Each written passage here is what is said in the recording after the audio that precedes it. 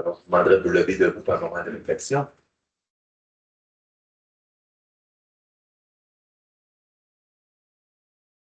Merci, je vais vous asseoir. Alors, bienvenue à la séance de conseil du 26 janvier. Alors, point numéro 1, ouverture de la séance. Point numéro 2, adoption d'ordre. Point numéro 3, présentation à l'Assemblée publique, aucun point.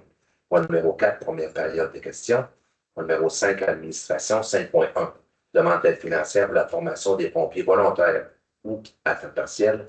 5.2, demande d'aide financière au fonds de soutien au projet structurant de la MRC de Portneuf pour la réalisation d'une étude de viabilité d'un marché public à Donnacona.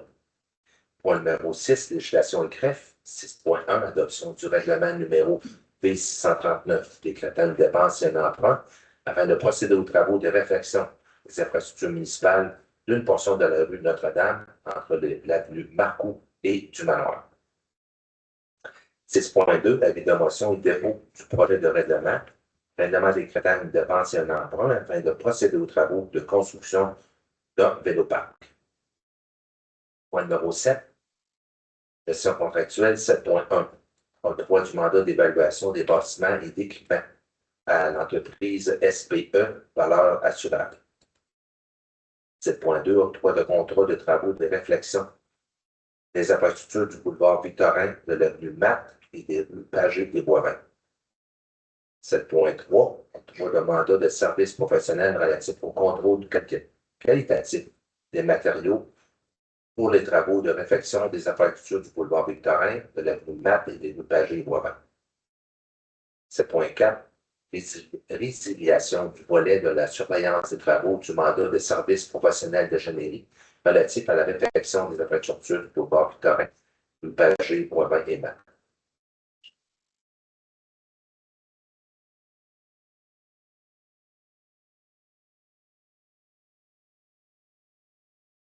7.5, mandat de service professionnel relatif à la surveillance des travaux de réfection des infrastructures municipales du boulevard Victorin, de l'avenue Matte et rue Boivin et Pagé. On a fait. On a 7.7. 7.6. 7.6. Je pensais que j'avais fait. Octroi du mandat de service professionnel relatif au contrôle qualitatif des matériaux ou de réfection des infrastructures d'une portion de la rue Notre-Dame entre l'avenue Marcoux et du Manoir. 7.7. Approbation de directives de changement et de modification de contrat en vertu du règlement de gestion contractuelle, gestion des débordements et contrôle des ouvrages de surface. 7.8. Approbation des directives de changement et de modification de contrat en vertu du règlement de gestion contractuelle, réfection des infrastructures des rues Delisle et Papillon. 7.9. Approbation de directives de changement et de modification de contrat en vertu du règlement de gestion contractuelle, réfection des infrastructures de surface de la rue Guillemette. Numéro 8, urbanisme et développement économique. 8.1, nomination de Mme Claudia Robitaille au sein du comité consultatif d'urbanisme. Point numéro 9, ressources humaines, aucun point. Point numéro 10, autre sujet. 10.1, aide financière pour l'album des finissants de l'école secondaire de Donnacona. 10.2, proclamation des journées de la persévérance scolaire. Point numéro 11, deuxième période des questions. Point numéro 12, affaires nouvelles. M. Germain. Non, je n'ai pas d'affaires nouvelles de mon côté. Ouais. Non, j'en ai pas de mon côté non plus. OK. Alors, 13, dépôt des documents.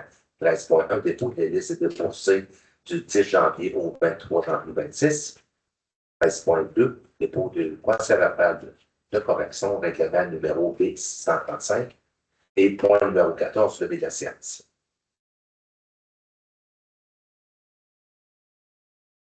Alors, point numéro 1, ouverture de la séance, un propos d'ordre. Je propose.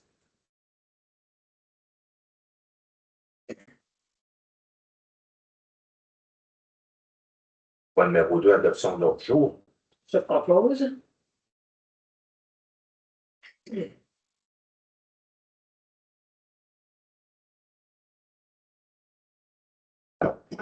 Quatre, la période de questions. Est-ce que nous avons des questions en ligne de M. Germain? Oui, les gens jusqu'à 15 heures. On a eu une seule question, en fait. Elle vient de M. Jean-Guy Barbeau, qui demeure sur la route 138 à Donnacona. Donc, sa question va comme suit. Suite à une augmentation moyenne de 33% de l'évaluation des maisons, quelle est l'augmentation minimum et maximum selon les secteurs de la ville? Notamment, mon secteur est à 15%. Donc, nous, ce qu'il faut comprendre, c'est qu'à la ville de Donnacona, on est sur le rôle d'évaluation qui nous est fourni par la MRC, c'est un seul secteur. Donc, on n'a pas l'information par secteur directement. On ne pense même pas que la MRC, dans son rôle même, est en mesure de pouvoir, ils ont sûrement la donnée, mais on n'est pas capable de pouvoir essayer de façon pointue de connaître le minimum et le maximum par secteur, parce qu'il n'y en a pas de secteur à Donnacona. Donc, par contre, ce qu'on a pu aller chercher comme information, c'est que oui, la moyenne, c'est 33%, mais le minimum, donc l'immeuble, un logement, donc une maison, ça a varié entre moins 4%. Donc, une maison que son évaluation, en fait, a baissé j'avais le chiffre là, est passé de 250 800 à 240 600. Et la plus forte augmentation, c'était 72% de la valeur. Donc, une évaluation qui est passée de 179 000 à 307 200. Donc, c'est sûr que c'est les extrêmes, mais c'est la donnée qu'on est en mesure de pouvoir mentionner, étant donné qu'on n'est pas divisé par secteur au niveau du rôle d'évaluation. C'est la seule question avec. Merci. Il n'y a personne dans la salle, tu conclus la période de questions. Alors, point numéro 5, administration. 5.1, demande d'aide financière pour la formation des pompiers volontaires ou à temps partiel. Alors, considérant que le règlement sur les conditions pour exercer au sein du service d'incendie municipaux prévoit une exigence de formation pour les pompiers de service de sécurité d'incendie afin d'assurer une qualification professionnelle minimale. Considérant que ce règlement s'inscrit dans une volonté de garantir aux municipalités la formation d'équipes de pompiers possédant les compétences et les habiletés nécessaires pour intervenir efficacement en situation d'urgence. Considérant qu'en décembre 2014, le gouvernement du Québec a établi le programme d'aide financière. Considérant que ce programme vise également à favoriser l'acquisition des compétences et des habiletés requises par les pompiers volontaires ou à temps partiel. Considérant que la municipalité ne prévoit aucune formation pour le programme Pompier 1 ou Pompier 2, mais prévoit différentes autres formations à la cohorte de l'année financière 26-27. Alors, la résolution que le Conseil municipal de la Ville autorise la présentation d'une demande d'aide financière pour la formation de ces pompiers dans le cadre du programme d'aide financière de la formation des pompiers volontaires ou temps partiel au ministère de la Sécurité publique et de transmettre cette demande à la MRC de Port-Neuf. Je vais vous en proposer. Je propose. Quelqu'un est contre.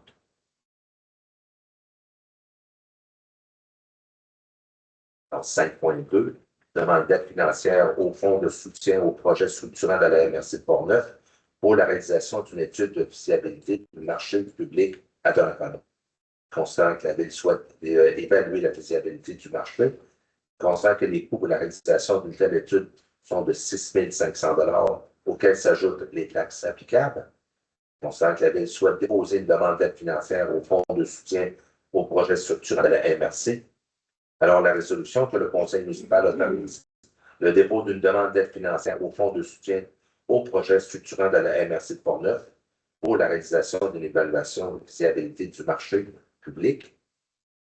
Le Conseil municipal mandate M. Benoît Pignon, directeur du service d'urbanisme et du développement économique, pour compléter et signer au nom de la Ville tous les documents relatifs à cette demande, que la Ville s'engage dans le cadre de sa demande à contribuer financièrement au montant de 3 413 mise de fonds sur un coût de 7 474. Alors, je reviens à notre proposant. Je propose. Quelqu'un est contre?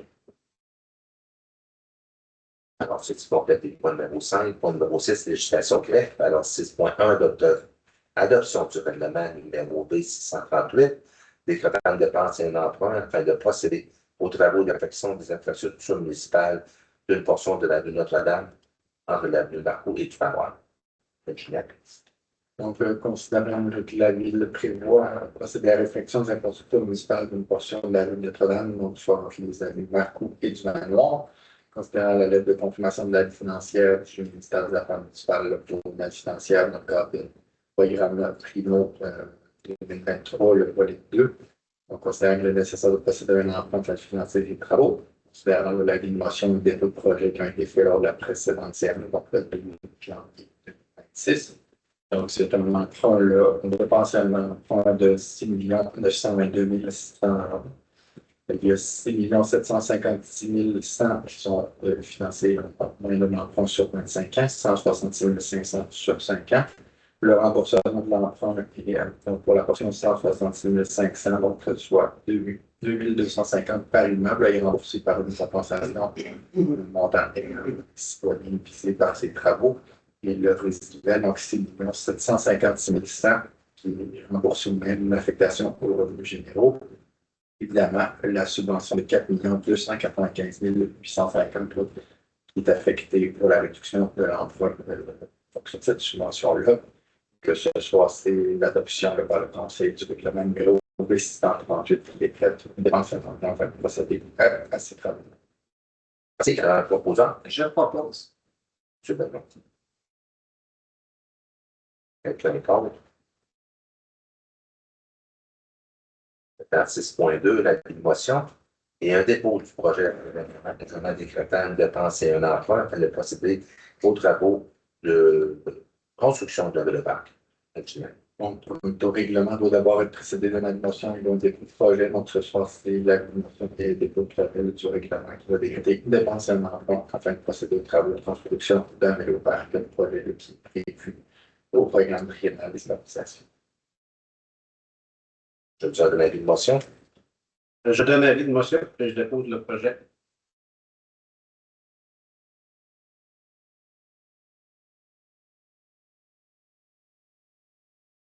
Ensuite, on met le point numéro 6, point numéro 7, les 9 prochains points sont expliqués par le directeur général. Alors, 7.1, octroi du mandat d'évaluation des bâtiments et équipements à l'entreprise SPE Valeurs Assurances. Donc, j'arrive à la page. Je n'avais pas noté le numéro de la page de la. Ouais. OK, dans le lion. Donc, le 3 du mandat d'évaluation des bâtiments et équipements.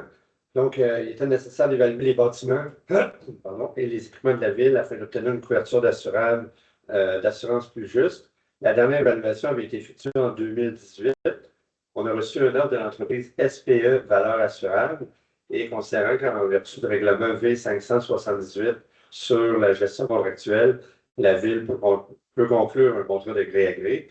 Donc, le but de la résolution de ce soir est d'octroyer le mandat pour l'évaluation des bâtiments et leur équipement à l'entreprise SPE Valeurs Assurables pour un montant de 48 703,41, incluant les taxes, et d'autoriser une dépense du même montant à même le poste budgétaire du fonds général.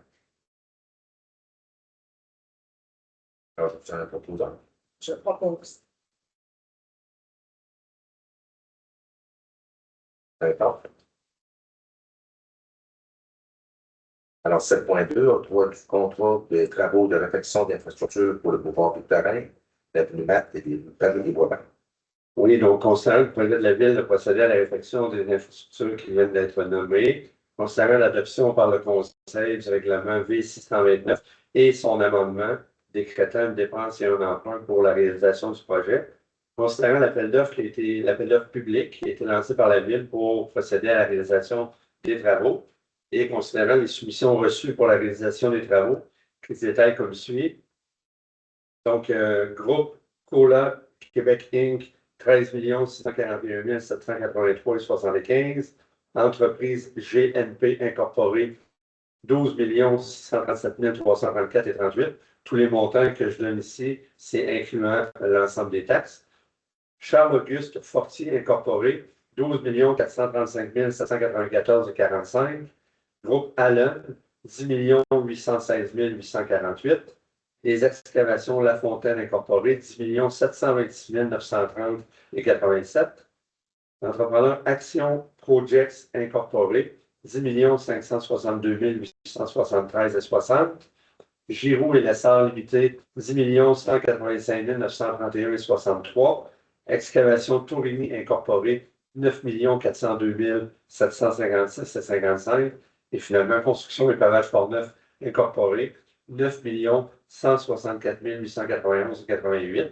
Donc, considérant l'analyse des soumissions et la recommandation de l'ingénieur du projet d'octroyer le contrat au plus bas soumissionnaire conforme, considérant que l'entreprise Construction et Pavage Portneuf est le plus bas soumissionnaire conforme.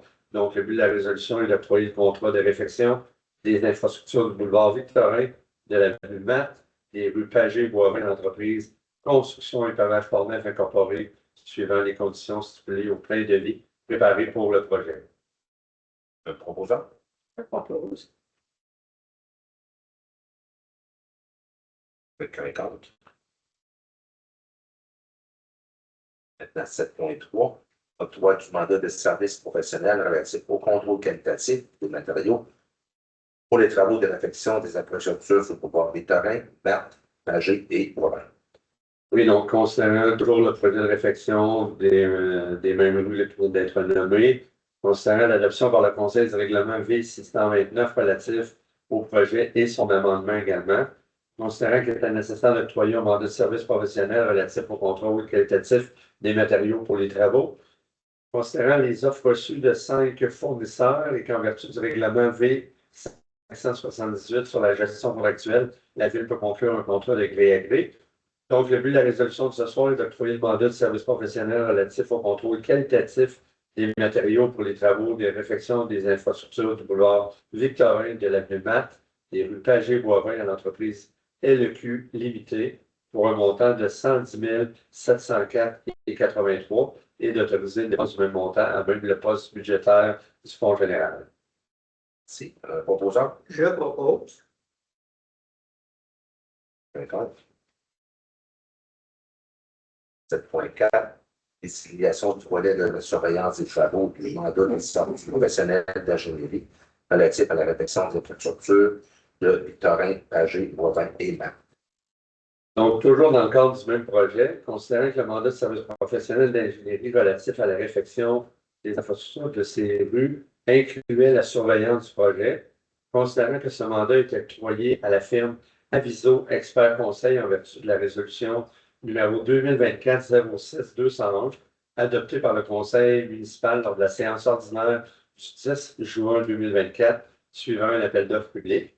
Considérant que la conception des plans de vie est complétée et que ce projet en est à l'étape de la réalisation des travaux et de la surveillance, considérant la correspondance du 27 novembre 2025 par laquelle Aviso Expert Conseil demande la résiliation du mandat accordé, considérant la réponse de la Ville transmise le 14 janvier 2026 relativement à cette même demande, considérant qu'en l'absence d'un retour d'Aviso Expert Conseil à cette réponse et afin d'éviter de mettre en péril la réalisation de ces travaux cet été, il s'avère opportun de résilier le volet de la surveillance des travaux de ce projet pour le confier à une autre firme apte et disposée à effectuer cette surveillance. Ça va d'ailleurs faire foi d'une résolution qui va suivre tout de suite après.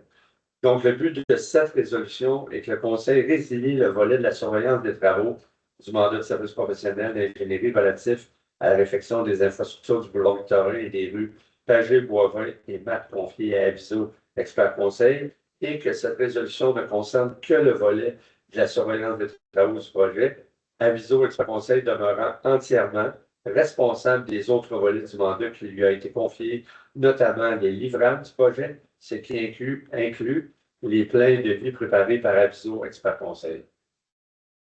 Un proposant? Je propose.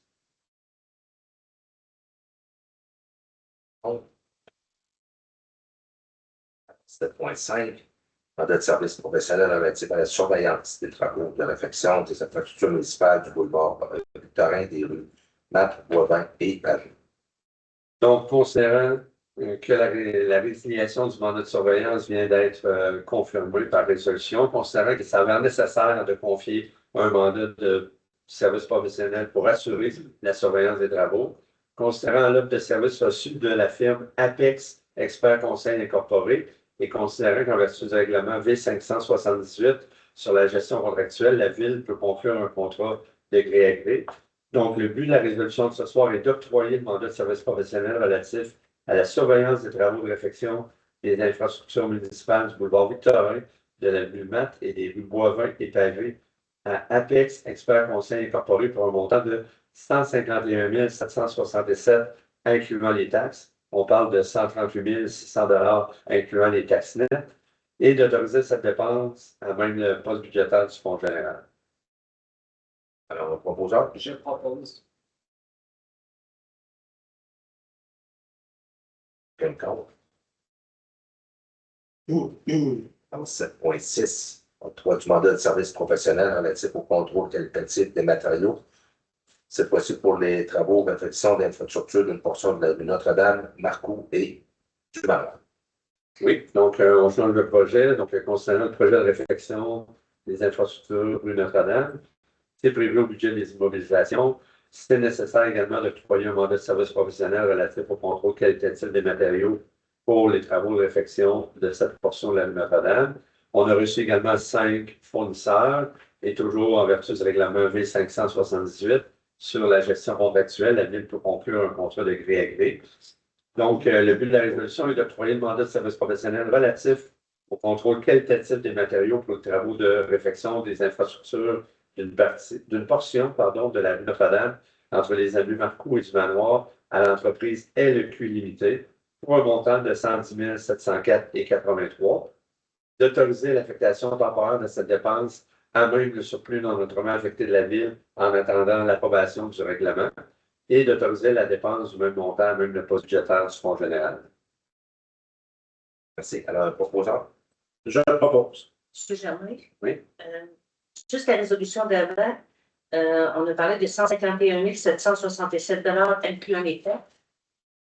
Puis, on a ajouté 138 600 incluant les taxes.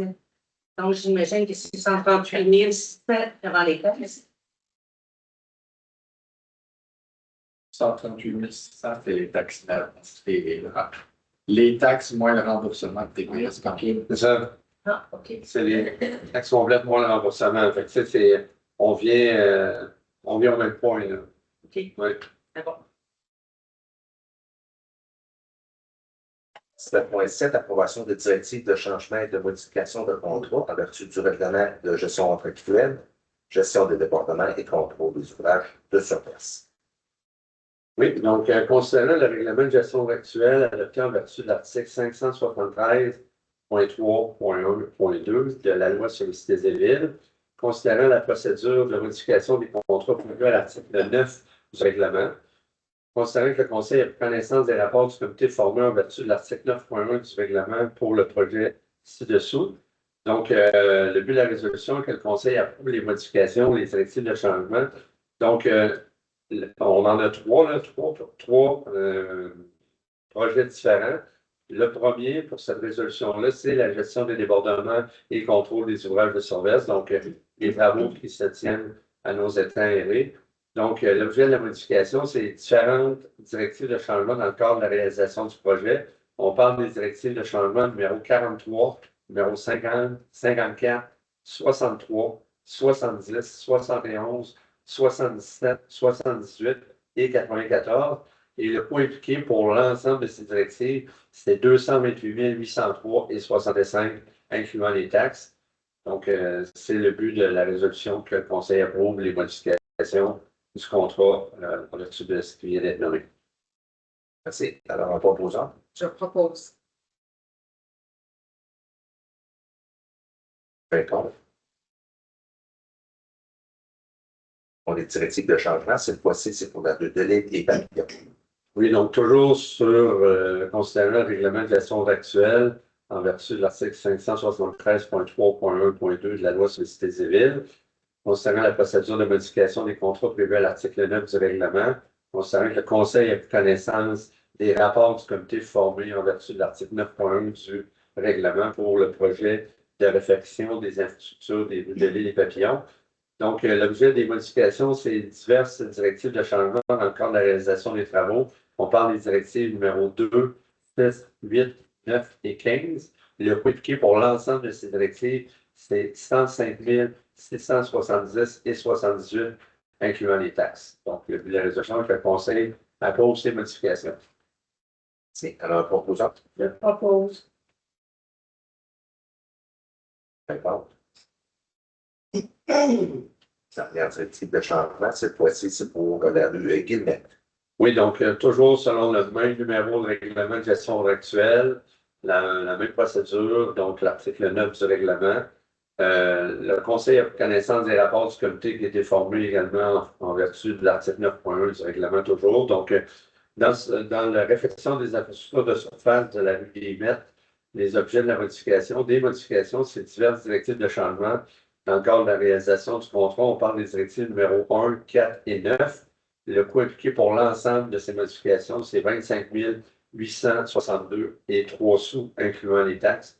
Donc, le but de la résolution est que le Conseil approuve ces modifications. Merci. Un proposant. Je propose. M. Paget. Quelqu'un contre? Ceci conclut les points numéro 7. Point numéro 8.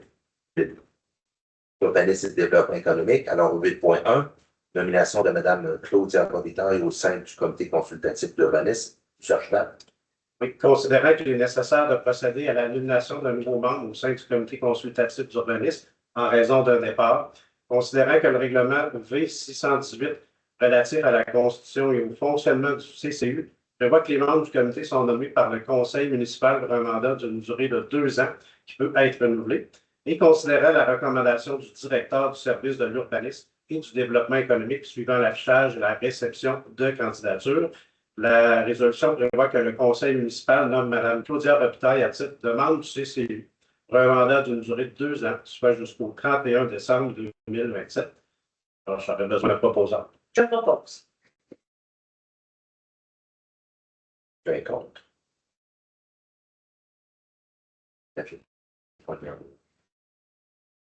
Point numéro 10, autre sujet. Alors, 10.1, aide financière pour l'album définissant de l'école secondaire de Taquana, considérant la correspondance reçue par l'école secondaire, dans laquelle le comité des albums définissants demande une aide financière de la Ville dans le cadre de la réalisation des albums définissants pour la promotion 25-26.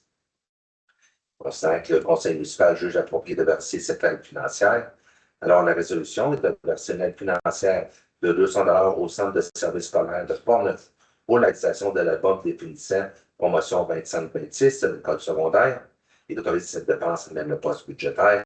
Donc, c'est un proposant. Je propose. Bon. Quelqu'un contre?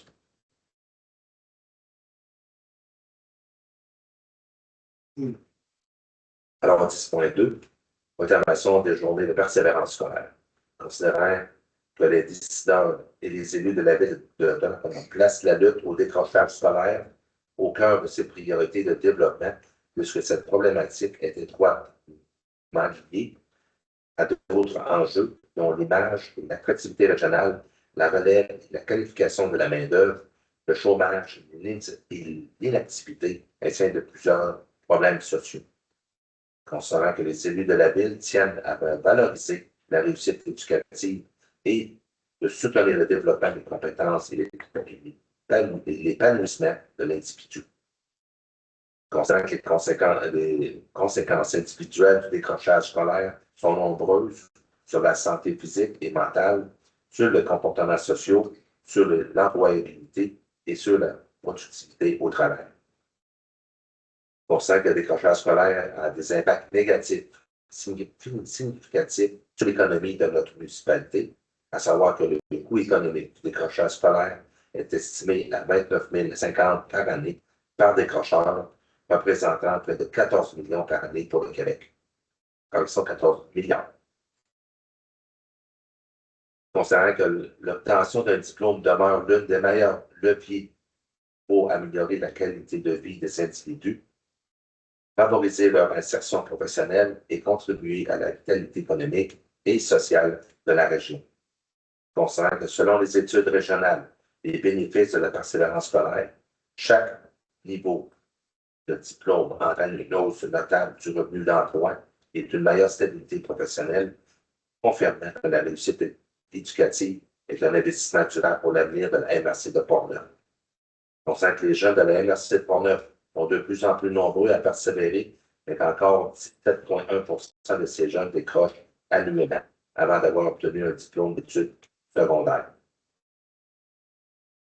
Considérant pour garantir le dynamisme de notre région, la prospérité de nos entreprises et la pleine participation de nos citoyens à l'économie de la MRC de Portneuf, il est crucial de poursuivre les efforts de mobilisation autour de la réussite éducative.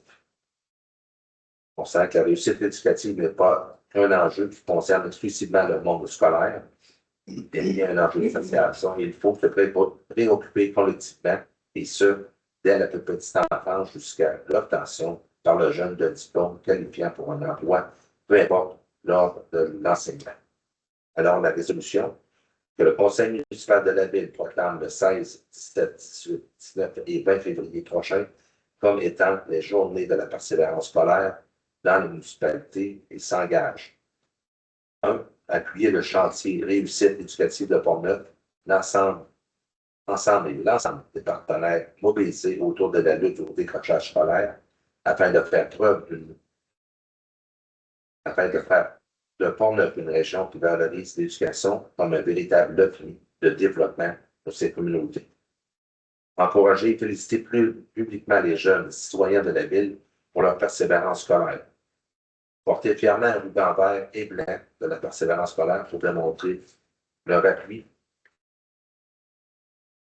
Participer au jeudi Persévère le 19 février en portant des vêtements ou un accessoire de couleur verte pour démontrer son engagement envers la persévérance scolaire.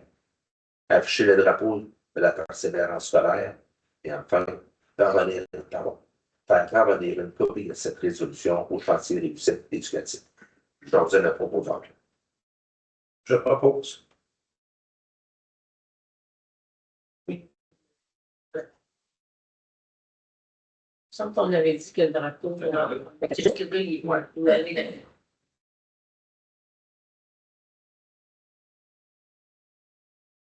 Ah, c'est OK. Je l'ai enlevé de la résolution. Oui. C'est ça. Dans ma tête, enlève le drapeau.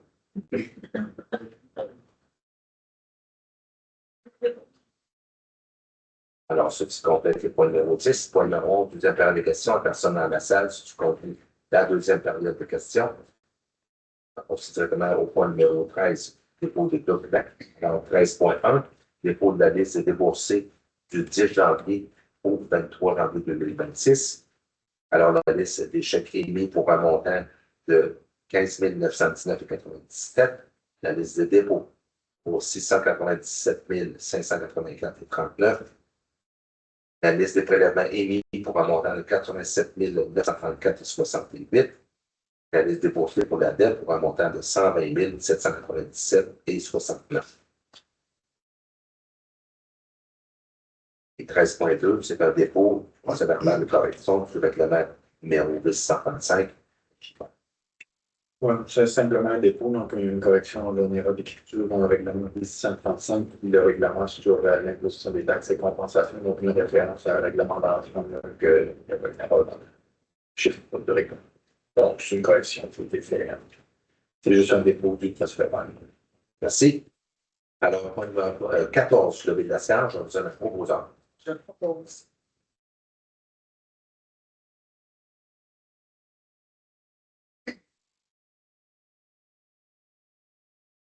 Tu conclus la séance de conseil du 26 janvier. Merci.